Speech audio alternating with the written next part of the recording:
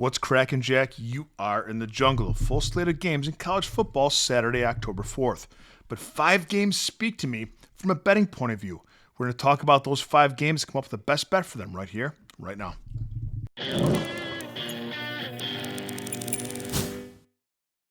Greetings, everybody. Welcome back to the show. If you're joining us for the first time, welcome to the jungle. We're going to break down my 5 favorite games to bet on for college football Saturday, October 4th.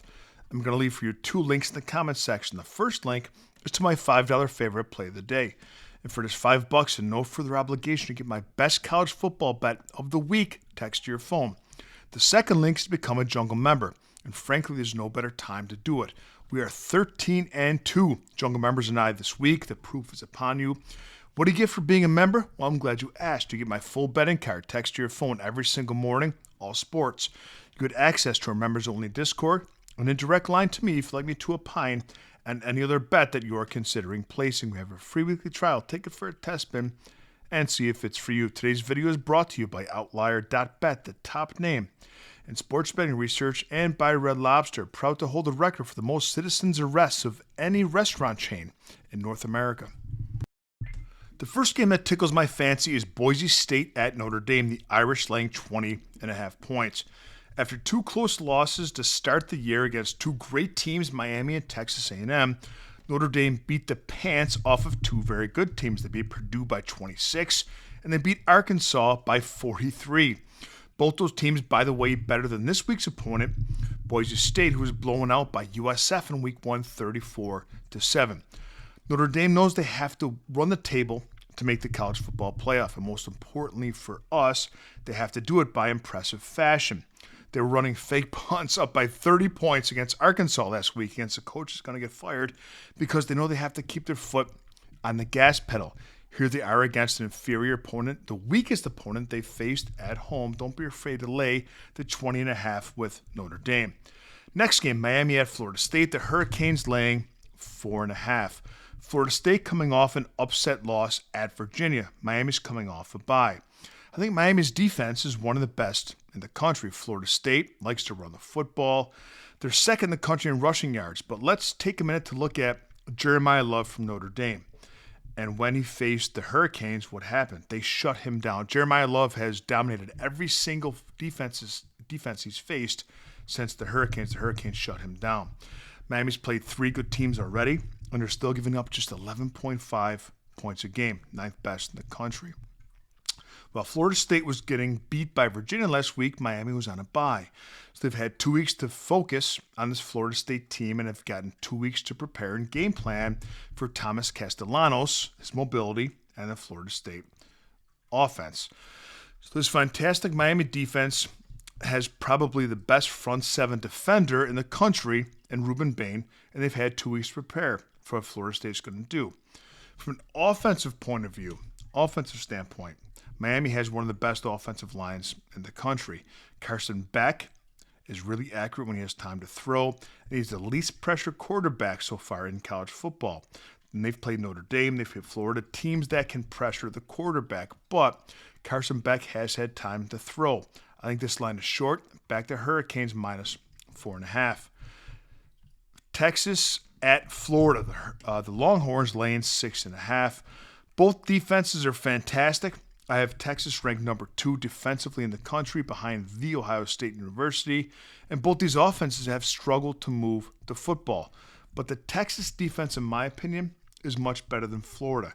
They gave just 14 points to Ohio, and they haven't given up more than 10 points since then. Florida, on the other hand, gave up 26 to Miami, 20 to LSU, and 18 to USF. So as Texas is a better defense, I think we can agree on that. It's going to be a low-scoring game. I think we can agree on that, too. So what offense is a better chance to move the football? That answer to me is Texas. DJ Legway, the quarterback for Florida. People were excited about him last year with his big explosive plays, the chunk plays, and everything, what he could do to move the ball down the field. But now teams have watched him. They have film on him, and he's yet to adapt to that. I think they know how to defend him. I think Texas can do a very good job of that. I don't think that Arch Manning, don't get too excited, I don't think Arch Manning, the Texas quarterback, is, world beater and suddenly has become a great quarterback. But I think that Texas can move the ball, can move the chains, and can put points up on the board against the Florida defense better than the Florida offense can against the Texas defense. Take the Longhorns minus the 6.5. Number 24, Virginia at undefeated Louisville. Louisville laying 6.5. Now, whenever you get, this is a professional better tip. Whenever you get a ranked team against an unranked team, and the unranked team is favored, you really have to look hard at that unranked team. The Associated Press, the AP, the poll, they know nothing. They don't even watch these teams that they rank. They just look at the box scores, look at the totals. They know nothing.